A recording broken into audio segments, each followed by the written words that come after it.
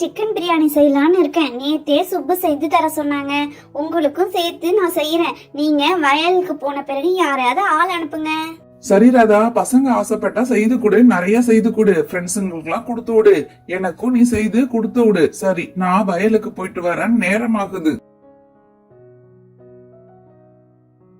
சரி, இவரு வயலுக்கு போயிட்டாரு. நாம போயிட்டு சீக்கிரமா சமையல முடிச்சிட்டு பப்பையும் சுப்பையும் எழுப்புனா ஸ்கூலுக்கு ரெடி ஆகி போவாங்க. சிக்கன் பிரியாணினா ரொம்ப சந்தோஷப்பட போறாங்க. என்ன லட்சுமி கத்துற மாதிரி இருக்கு? சரி, காலையில ஆயிடுச்சா? ஆமா, காலையில ஆயிடுச்சு. இன்னைக்கு சீக்கிரமா எழுந்து போயம் படிக்கலாம்னு நினைச்சனே. டெஸ்ட்ல அப்ப முட்டை மார்க் தான் வாங்க போறேன். நைஸா ஜொரம் அடிக்குதுன்னு சொல்லிட்டு நம்ம வீட்லயே இருக்க வேண்டியதான்.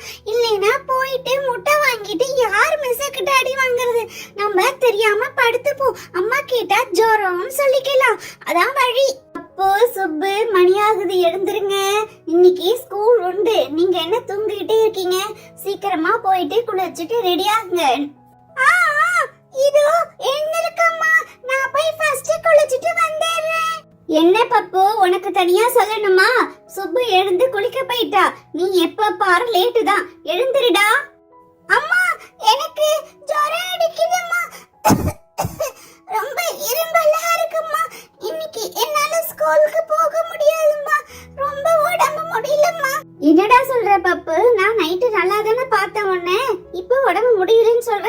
நைட்டு நல்லா தான் இருந்த, இப்ப இரும்புறியே. சரி, தொட்டு பாக்குறேன்.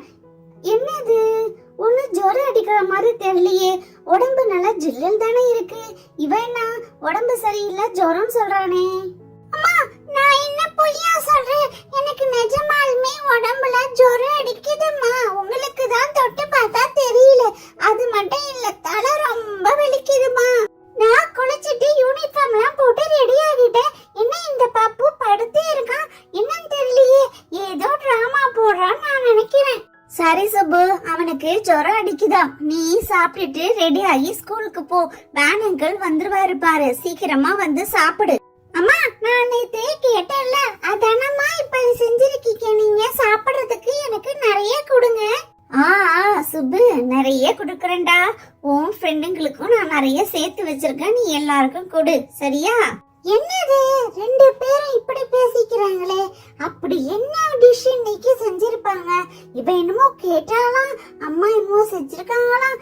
நிறைய கொடுன்னு சொல்றாங்களே, என்னன்னு தெரியலையே. பப்பு, போயிட்டு பிரஷ் பண்ணிட்டு வாடா. கொஞ்சம் சாப்பிடலாம்.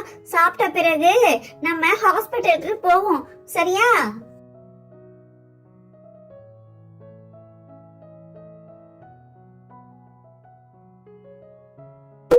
இது என்னம்மா, அவளுக்கு சிக்கன் பிரியாணி வச்சிட்டு எனக்கு என்னமோ கஞ்சி வைக்கிறீங்க. எனக்கு சிக்கன் பிரியாணி கொடுங்கம்மா. ஐயா, நான் நேத்து கேட்டேன், அம்மா எனக்கு செஞ்சு கொடுத்துட்டாங்க. சிக்கன் பிரியாணி பாக்கும்போதே எச்ச ஊறுது. இன்னைக்கு ஒரு கட்ட கட்ட வேண்டியதான் நம்ம. பப்பு, நீ சிக்கன் பிரியாணி சாப்பிட கூடாதுடா. உனக்கு ஜுரம் அடிக்குது, இருமல் இருக்கு. அதனால நீ கஞ்சி தான் குடிக்கணும். சீக்கிரமா கஞ்சி சாப்பிட்டுட்டு வா, நம்ம ஹாஸ்பிட்டலுக்கு போவோம். சிக்கன் பிரியாணி சாப்பிட்டுட்டு ஹாஸ்பிட்டலுக்கு போனா டாக்டர் என்னதான் திட்டுவாரு.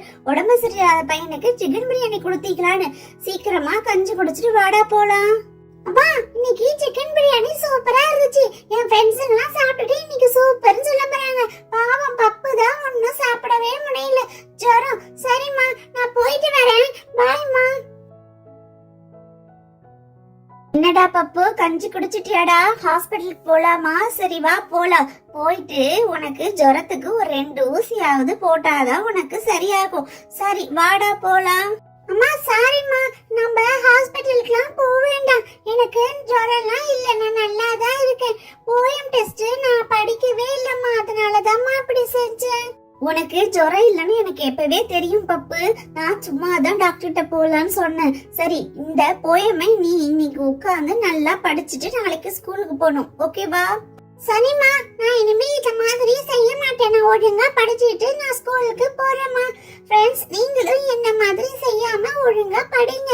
அப்படியே டைனி வில்லேஜ் சேனலுக்கு லைக், ஷேர், சப்ஸ்கிரைப் செய்யுங்க.